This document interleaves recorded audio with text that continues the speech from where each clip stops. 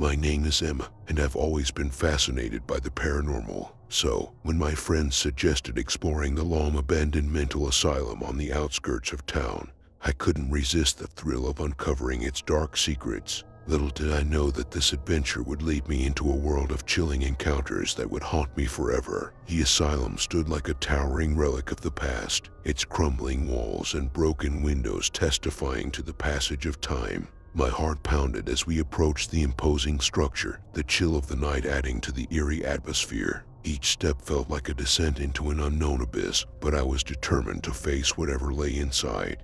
With flashlights in hand, we ventured through the asylum's dilapidated halls. The air was heavy with dust and an unsettling silence, broken only by the faint sound of dripping water. My friends and I exchanged nervous glances, but the thrill of exploration kept us going deeper into the darkness. As we explored, I couldn't shake the feeling of being watched. Shadows danced along the walls, and I heard strange whispers echoing through the abandoned corridors. But every time I turned to see who was there, the feeling would vanish, leaving me unsettled and on edge. In one room, I stumbled upon a collection of old patient files, their contents both tragic and chilling. Stories of mistreatment, experimentation, and the torment of those once held captive within the asylum's walls filled me with a mix of sympathy and dread. The more I read, the more I felt the weight of the asylum's haunted history pressing down on me. In the depths of the asylum, we discovered a hidden chamber, secluded from the rest of the building. As we cautiously entered, a wave of cold air enveloped us, and a spine-chilling sense of malevolence washed over me. The room seemed to hold the energy of something sinister, and I knew we had stumbled upon the epicenter of the asylum's haunting. As I glanced around, a dark figure caught my eye, a specter dressed in a tattered patient's gown. Its hollow eyes fixed on me, frozen with fear. I could hardly breathe, and I wondered if the apparition was merely a figment of my imagination. But my friends saw it too. Their terrified gasps confirmed that the entity was real. The ghostly figure seemed to float towards us, and an unnatural coldness enveloped the room. Panic surged through me as I realized that we were not alone in the abandoned asylum. It was as if the restless souls of the past had awakened, seeking retribution for their suffering. Summoning every ounce of courage, we fled from the haunted chamber, our hearts pounding in our chest. But the asylum was not willing to let us go so easily. As we rushed through the darkened halls, doors slammed shut behind us, and chilling laughter echoed in our ears. Desperate to escape, we found ourselves in a maze of hallways, disoriented and unable to find the way out. Panic consumed us, and it felt as if the asylum's malevolent presence was toying with us, pushing us deeper into its nightmarish grip. In our frantic attempts to escape, we stumbled upon a dusty, forgotten room, a former patient's cell. The walls were covered in strange symbols and messages that seemed to hold a cryptic meaning. One message, in particular, sent shivers down my spine. Leave this place or join us in eternal torment. Terrified and desperate to survive, we followed the directions carved into the walls, praying that they would lead us to safety. As we retraced our steps, the asylum seemed to come alive with ethereal whispers and ghostly apparitions, urging us to leave before it was too late. Finally, we emerged into the cold night air, gasping for breath and disoriented from the harrowing experience. The asylum loomed behind us, its dark secrets forever etched into our memories. The events of that night haunted me for weeks, and I couldn't shake the feeling that something had followed us out of the asylum's depth. Sleepless nights were filled with the echoes of those tortured souls, and I couldn't escape the chilling whispers that seemed to linger in my mind. The abandoned mental asylum left an indelible mark on me, a reminder of the thin veil between the living and the dead. I learned that some places are best left undisturbed, and that the past can cast a haunting shadow on the present. Though I may have escaped the asylum physically, the echoes of that night continue to reverberate in my mind, a chilling reminder that there are realms beyond our understanding, and some encounters with the unknown can never be forgotten.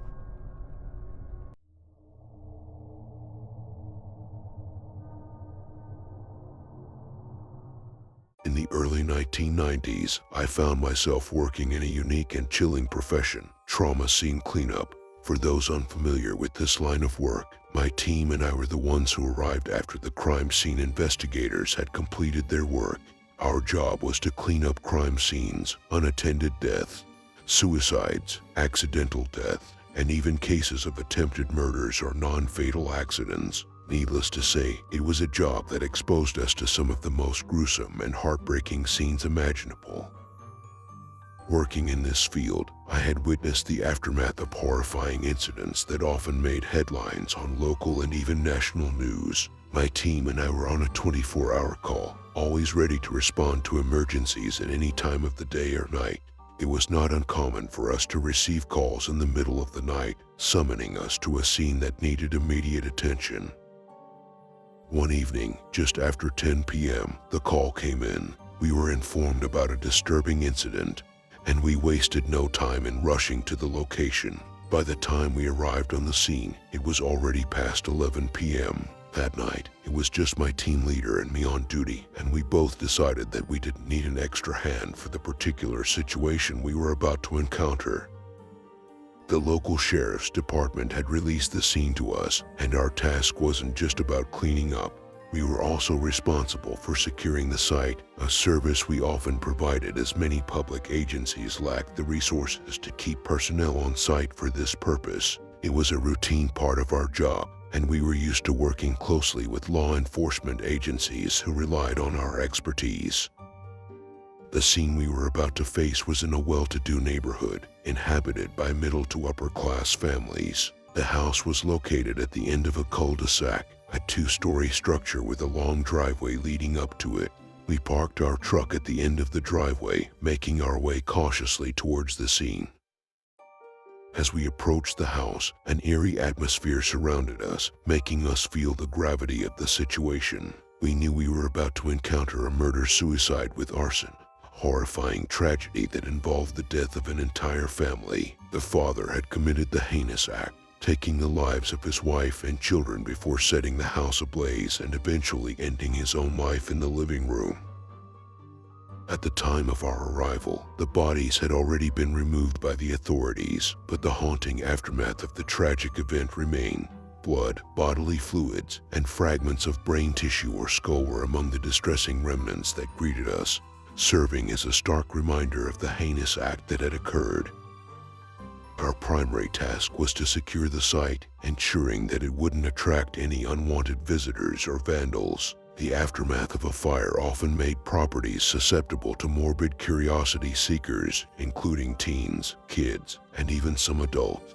To prevent any disturbance and protect the integrity of the scene, we worked meticulously to secure all access points into the house. The inside of the house still bore the intense heat from the fire, making it uncomfortably hot as we began our work. With the utilities shut off, the rooms were shrouded in darkness and filled with the lingering smell of smoke. We relied on a mounted generator in our truck, providing power through extension cords and battery-powered lanterns.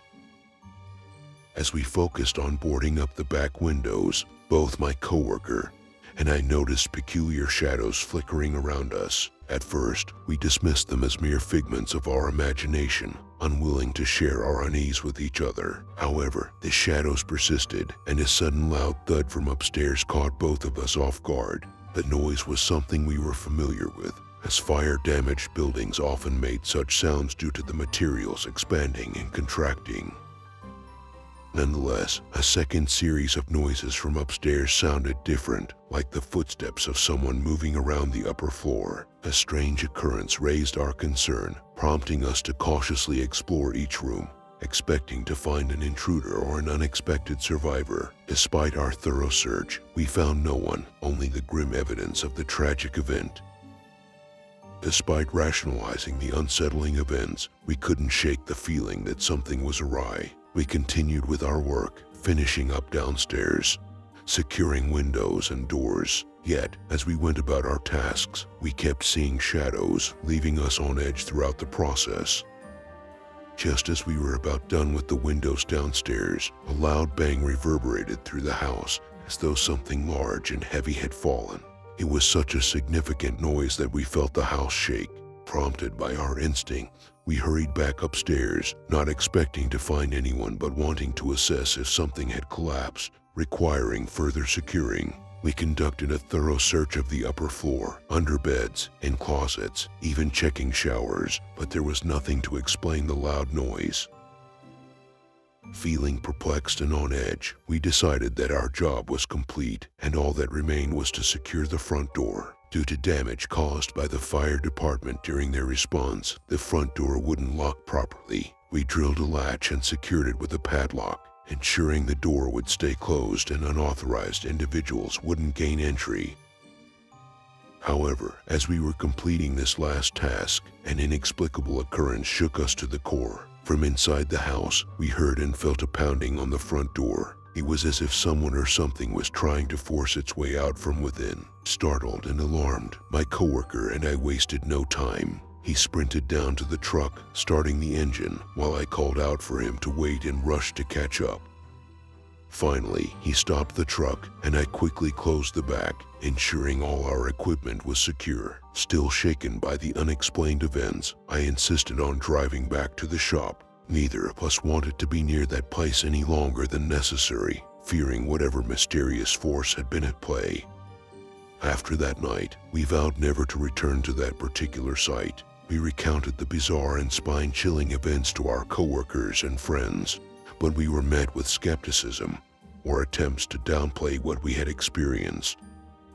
While I had seen my share of gruesome and terrifying scenes throughout my career, that house stood out as one of the eeriest and most unsettling places I had ever encountered. The unexplained shadows, noises, and pounding on the door left an indelible mark on my mind. Even after all these years, I cannot fully explain the chilling presence we encountered that night, and I am haunted by the feeling that something malevolent lurked within those walls.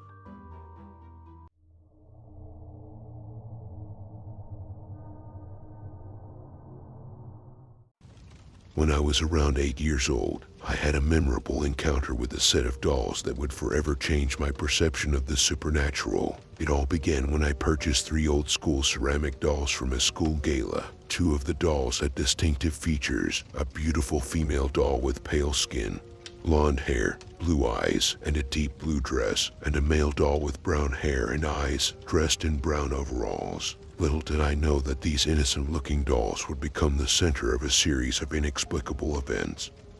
At first, my parents warned me not to play too roughly with the dolls, as they were fragile and more suitable for display purposes. Despite their advice, I couldn't resist playing a game of make-believe with the dolls, reenacting everyday scenarios. Strangely enough, whenever I played with them, I would experience a sore throat, which would quickly dissipate when I ceased playing with the dolls. Perplexed, I decided to store them away in a cupboard by the front door, where they remained untouched.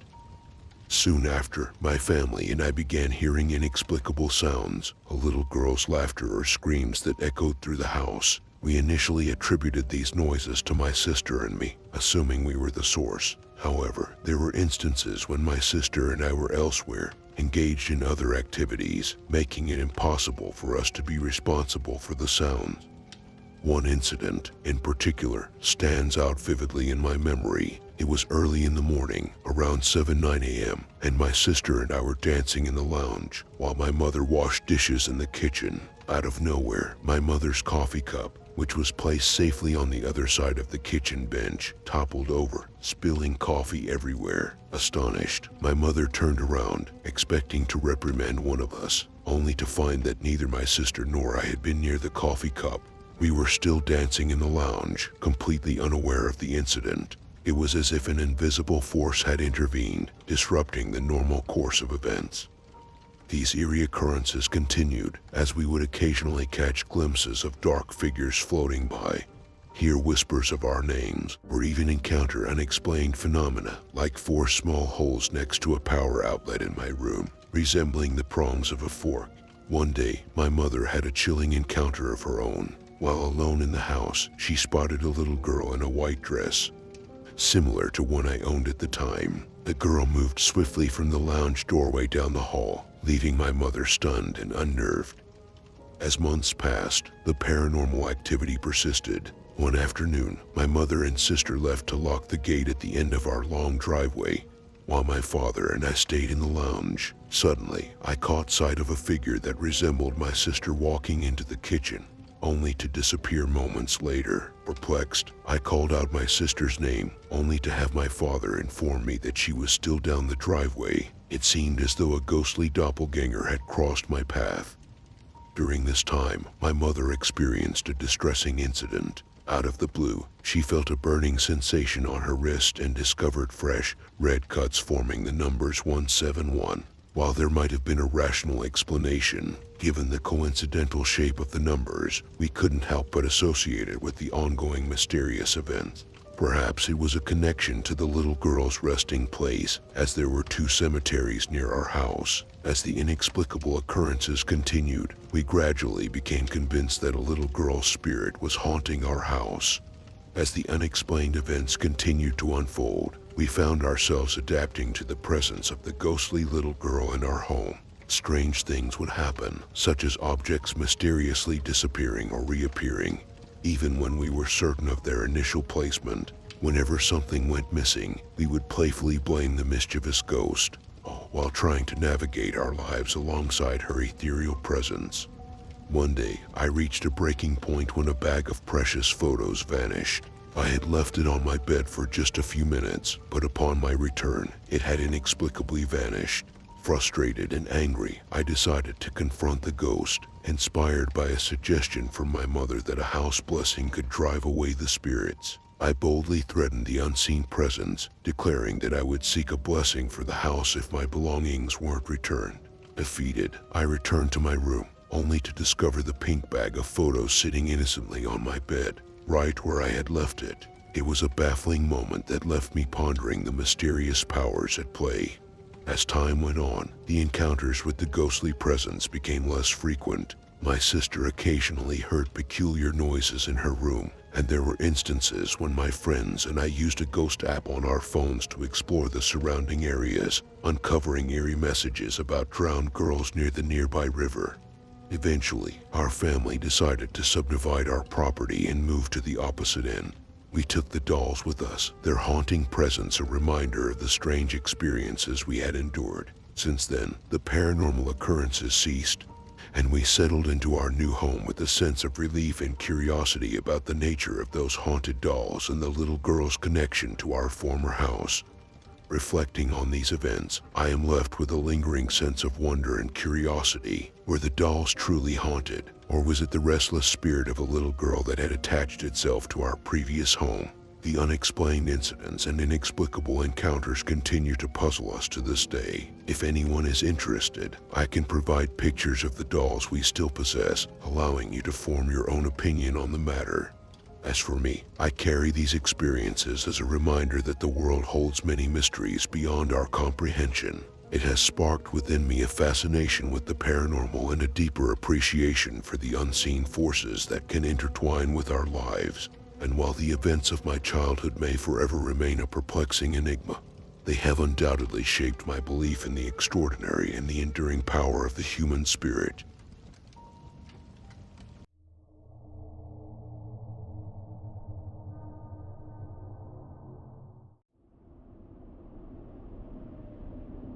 When I was around 9 or 10 years old, there were these twin boys, Tyler and Cody, who lived on my street. We became friends, particularly with Tyler, while Cody joined us occasionally. These twins had a challenging family situation. Their parents were absent, and they lived with their grandmother, who also cared for their baby brother. Despite this, we had our share of fun, playing with little green army men, aiming BB guns at wasps, and causing small trees to topple over in the woods just to watch them fall. Looking back, we were quite the mischievous bunch. One day, I noticed their absence. Their car was gone, and they weren't showing up at the bus stop on our dead-end street. I presumed they must have moved away, unaware of the heart-wrenching truth that had unfolded in their lives. It wasn't until a month later that I discovered the devastating news. Their grandmother and infant brother had died in a car accident caused by a drunk driver. The driver, however, survived the incident.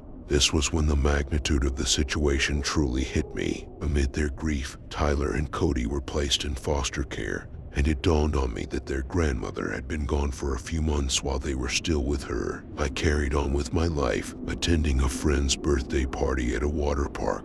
I was the sole invitee, and although I formed a close bond with Nicholas and his family, they eventually moved due to military commitments, and we lost touch. Little did I know that this day at the water park was destined to be significant. I went down numerous water slides repeatedly, and it was during this time that my actions drew the attention of a group of older girls. They jokingly accused me of stalking them since I kept using the same slides repeatedly. Embarrassed, I halted my slide escapades and opted for the lazy pool. For those unfamiliar with it, a lazy pool is a calm section of water designed with a path to float along, complete with jets that create gentle currents. I made the mistake of attempting to speed through it by propelling myself under the water's surface near the deep end, where the circuit opened into the adult pool, separated from the kiddie area by the jet pool. My attempt at a speed boost propelled me into the deep end, where I began to flail and struggle in the water. Despite being surrounded by adults and a lifeguard,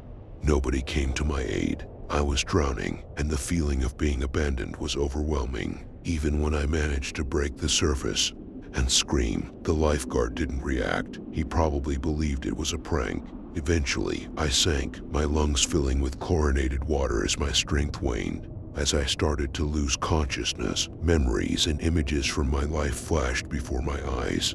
Thanksgivings with my family, the faces of my loved ones. It was during this surreal experience that I felt a pruned arm wrap around my stomach and pull me upward. Gasping for air, I resurfaced, coughing and spluttering water. The lifeguard's response was to chide me for spitting in the water. However, this lifeguard wasn't the one who saved me. It was an elderly woman wearing a pink polka-dotted swimsuit with dark sunglasses, cradling an infant in a blue and white swimwear onesie. She scolded me playfully for my reckless actions. Strangely, as I looked towards where she had been, she had vanished.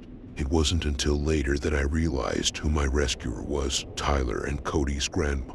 She was a wonderful woman known for exchanging baked goods with my mom and being a beloved figure on the street. Her infant grandson was the same one who had tragically passed away in the car crash. This encounter left me with profound questions about the afterlife and the idea of guardian angels. The incident changed my perspective, making me more open to the idea of something beyond the physical world. Regardless of the explanation, I am grateful for her intervention. Now, as a parent myself, I can't help but reflect on the twists and turns that have led me to a happier and more fulfilling life. As a curious aside, my foot accidentally struck another teenage lifeguard in the face, knocking out some teeth. I suspect this might have influenced the indifference of the lifeguard who ignored my cries for help.